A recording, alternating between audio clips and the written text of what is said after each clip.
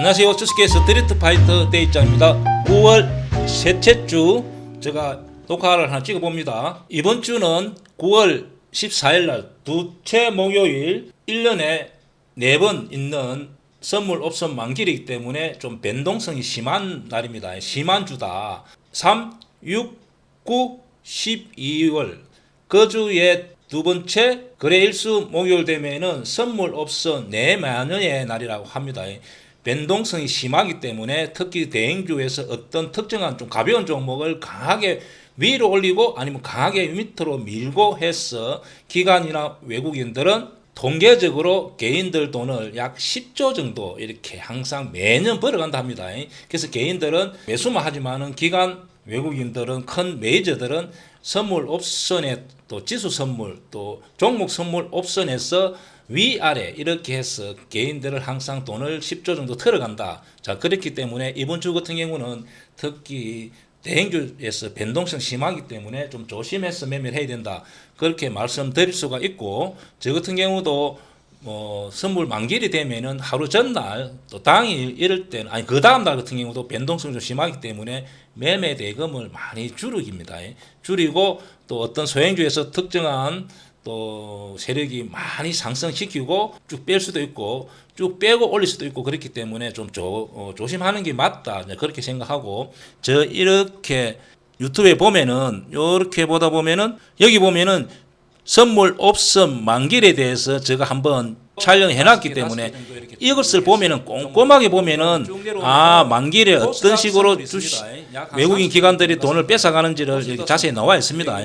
최소한 정도 알아야 되기 때문에 여기 한번 가서 선물 옵션 만기일 또 주식 선물 지수 선물 주식 옵션 자 이렇게 좀 알고 싶은 분들은 여기 가서 보면은 자세히 설명되어 있기 때문에 한번 가서 보면은 큰 도움이 됐기라 봅니다.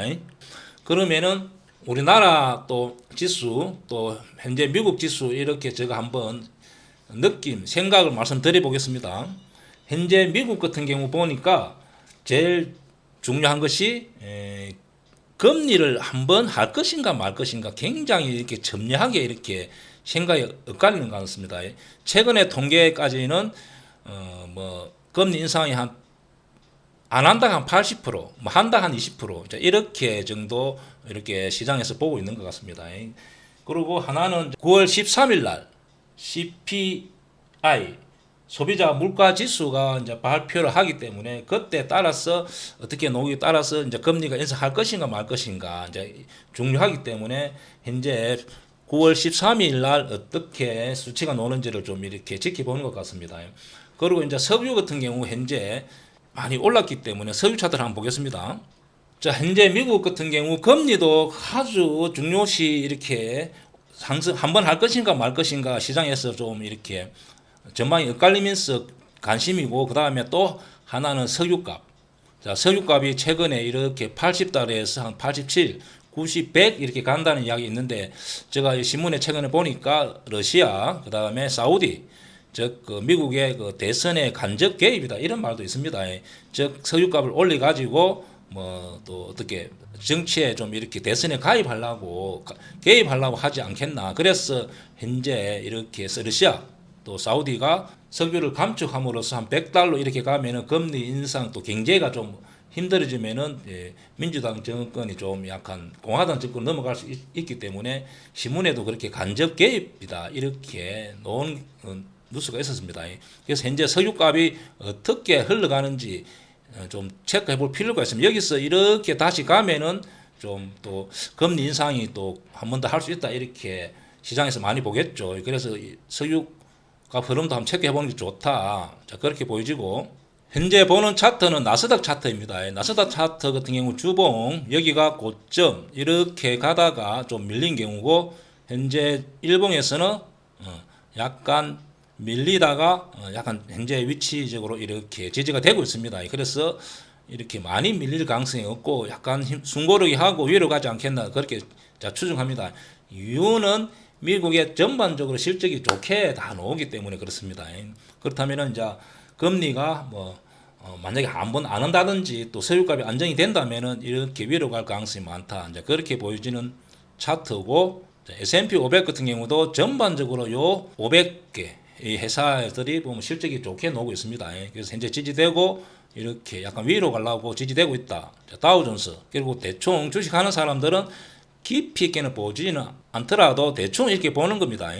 니케이 그냥 가다가 멈추고 대만, 독일, 뭐 상해, 상해가 좀 이렇게 밀리다 지지가 없는 상태에서 지금 저점을 깨려고 하고 있습니다. 나머지 심천, 또 상해 종합, 홍콩, 항생 이런 거 보면 지지는 됐습니다. 그래서 중국도 부동산 문제를 해결할 가능성이 있다 이렇게 보고 대부분이 지지된 경우입니다.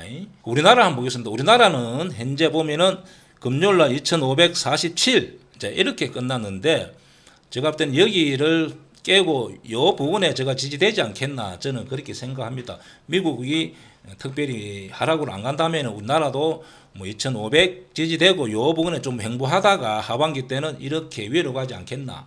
제가 항상 말씀드리지만은 지수 예측은 굉장히 어렵습니다.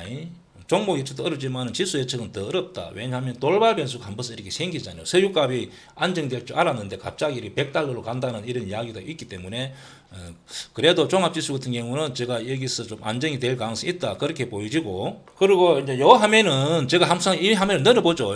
항상 이제 시장의 에너지, 시장의 돈이 예탁금이 얼마 정도로 들어와 있어가지고 활발하게 거래 대금이 활발하게 일어날 때 위로 갈 가능성이 많습니다. 항상 주가는 종합지수 지수 같은 경우는 종목도 마찬가지로 거래가 터지면서 거래 대금이 터지면서 위로 갈 가능성이 많고 또 거래 대금이 죽고 거래량이 죽으면 아래로 갈 가능성이 평소에 많습니다. 자, 그렇기 때문에 항상 저도 매일을 늘어보지 않지만은 한 번씩 이렇게 늘어봅니다. 그러면은 코스피 거래 대금은 이렇게 10조 이상 유지되다가 저번 주 같은 경우는 이제 10조 이하로 떨어졌다. 자, 이 말은 시장에서 에너지가 잠깐 딸린다. 돈이 안 들어준다. 즉, 감망하는 사람이 많다. 이런 뜻입니다. 그래서 이번 주 또 다음 주 이렇게 거래 대금이 늘어나는지를 좀 유심히 봐야 된다. 계속 거래 대금이 이렇게 10조 이하에 이렇게 있다면 지수가 당분간 종합지수는 횡보 이렇게 생각하면 됩니다. 그리고 다행히 코스닥 대금 같은 경우는 이렇게 10조 이상 떨어졌다가 최근에 AI 쪽에 또 이런 쪽에 돈이 몰리면서 거래 대금이 터지면서 13조, 14조 이렇게 유지하고 있는 것은 코스닥 쪽은 더 좋아질 가능성이 있다 이렇게 보면 됩니다. 그리고 2차 전지는 하락하지만은 코스닥 지수는 많이 안 빠지는 이유가 이렇게 거래 대금이 많이 터지기 때문에 그렇습니다. 그래서 요걸 한 번 정도 보는 것도 괜찮다. 그리고 이제 환율도 사실은 좀 민감하게 환율이 움직여서 주식이 영향을 받는 건지 아니고 주식의 영향에 따라서 환율이 뒤에 따라가는 경향이 많습니다. 그래도 환율 같은 경우는 이렇게 1,300원 이렇게 하락하다가 약간 상승 이런 정도만 이렇게 한번 봐도 됩니다.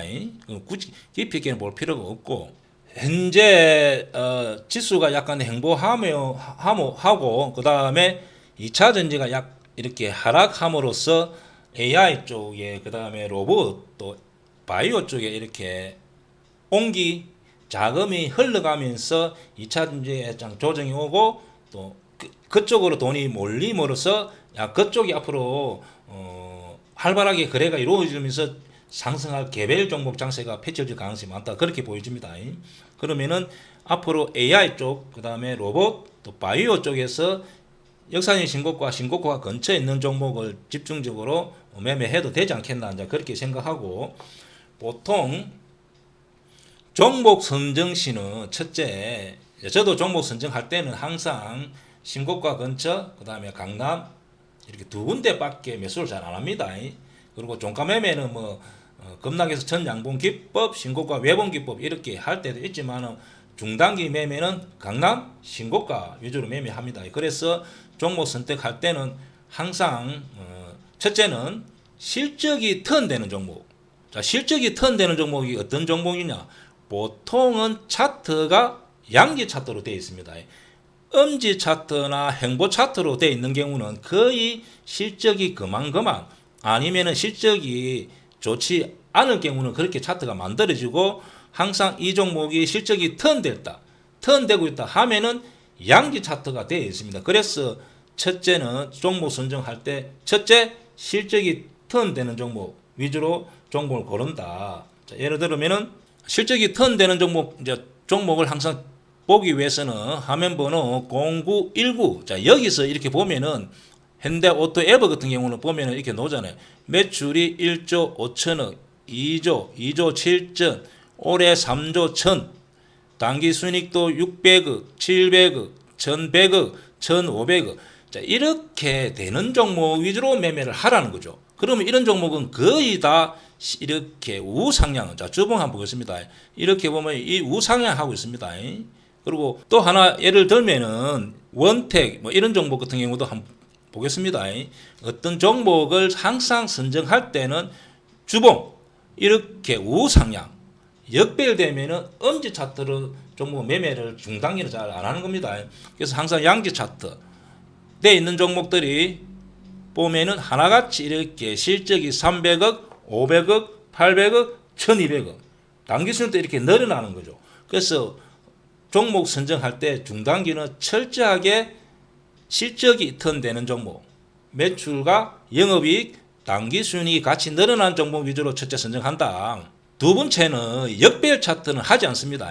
자, 역배열 차트 예를 들면은 현재 예를 들면 JYP 같은 경우는 이렇게 역배열이 됐잖아요. 이때는 양지 차트 이렇게 되면은 중단기 매매는 하지 않습니다.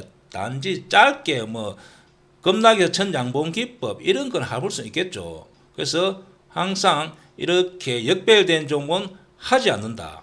자, 그러면은 약간 손실을 많이 줄일 수가 있습니다. 그 다음에 세 번째는 내가 어떤 종목을 매매한다 하더라도 그 종목이 이렇게 스토리가 있어요.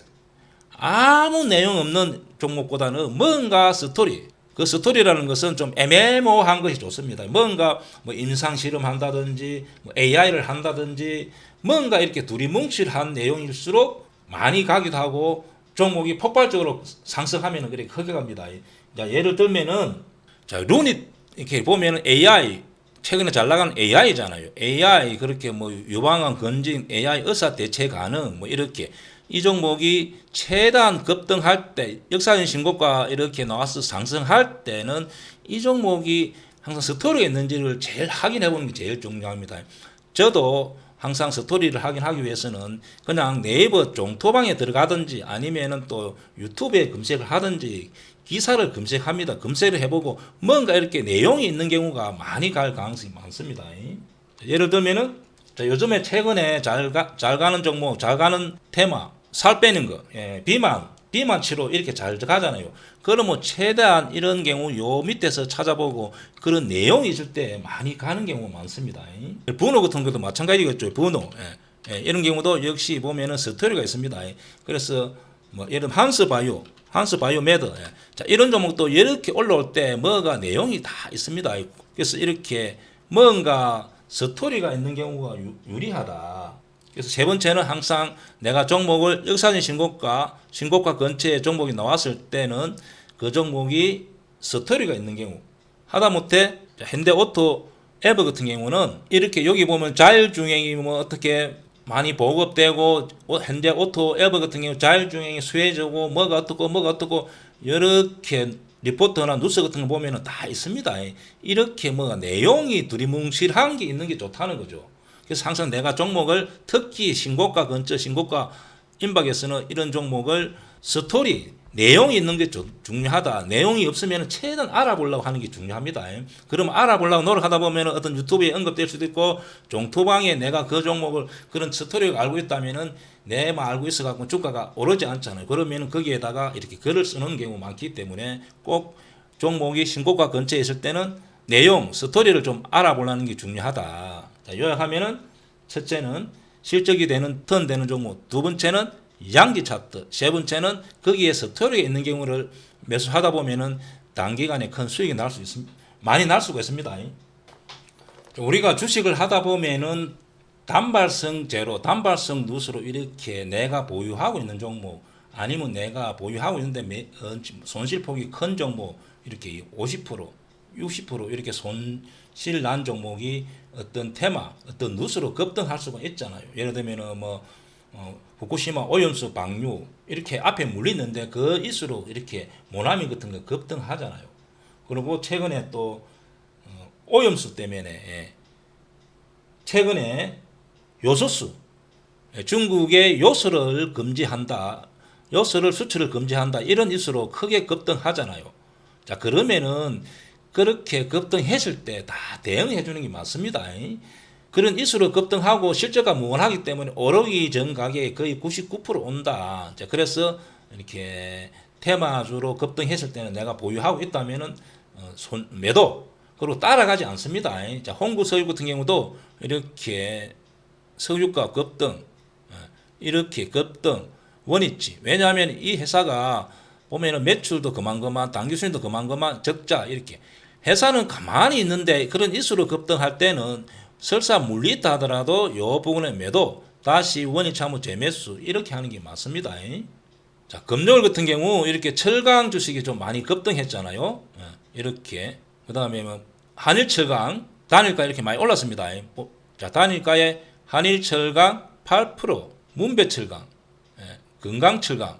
자, 이렇게 대부분 급등했다 하더라도 전혀 실적하고 관계 없습니다. 그래서 여기 물린 분들도 이렇게 내 보유 종목이 테마 누수로 이렇게 급등할 때 무조건 매도 대응하고 기다리면은 한 일주일, 3일 되면 오르기 전 폭의 약 90% 이상 이렇게 밀리기 때문에 그때 내가 꼭 이 종목이 사고 싶다면은 거래가 죽었을 때 물량을 뭐 이렇게 30% 팔고 상승 팔고 다시 30% 물량 이렇게 늘려서 재매수하는 이렇게 해야 되지 물렸다 해서 가지고 있지 않습니다. 그래서 소형 테마 이렇게 테마로 급등할 때는 99% 원위치 한다는 걸 알고 항상 매도 대응 절대 따라가지는 않습니다. 따라가면은 크게 물릴 가능성이 많기 때문에 금요일 날 이렇게 급등했던 철강주도 전부 다 오전에 고점에서 매도하고 뭐 고점에서 한 5% 이상 밀렸다든지 한 7% 이상 밀릴 때는 매도하고 다시 재매수가 좋습니다. 그리고 이번 주 제가 종목은 또 매매하려고 이렇게 좀 몇 개 뽑아봤는데 그냥 요 뭐 셀테리온 헬스케어, 셀테리온 제약, 케이크, 삼성물산, 더존 비존, ST팜, GX 리테일, 주성 엔지니어링, 맥커리 인프라, 제이시스 메디칼, 현대로템, 항공우주. 자, 이거는 제가 이렇게 그냥 공부용으로 뽑아봤기 때문에 공부를 한번 해봅니다. 저번 주가 제가 이렇게 종목을 기아차, 현대차 이렇게 거기에서 많이 올랐던 JNTC 이렇게 뽑았을 때는 성공하면 이렇게 크게 수익 내고 대부분이 보면은 작게 밀리. 지수가 빠지더라도 잘 안 밀리잖아요. 자, 이렇게 종목을 선정하는 게 맞습니다. 지수가 빠졌을 때 하락했을 때 크게 밀리는 종목은 그 종목은 굉장히 위험한 위치였다는 거죠. 그래서 항상 지수가 좀 하락하더라도 주가를 버티고 있는지 아니면 약 하락 이렇게 그런 위치에서 뽑는 게 맞습니다. 그렇기 위해서는 좀 경험을 많이 해보고 제가 이렇게 뽑은 종목들을 좀 개인적으로 공부를 해보면은 큰 도움이 되지 않겠나 그렇게 생각합니다. 여기까지 찍어봤습니다. 수고했습니다.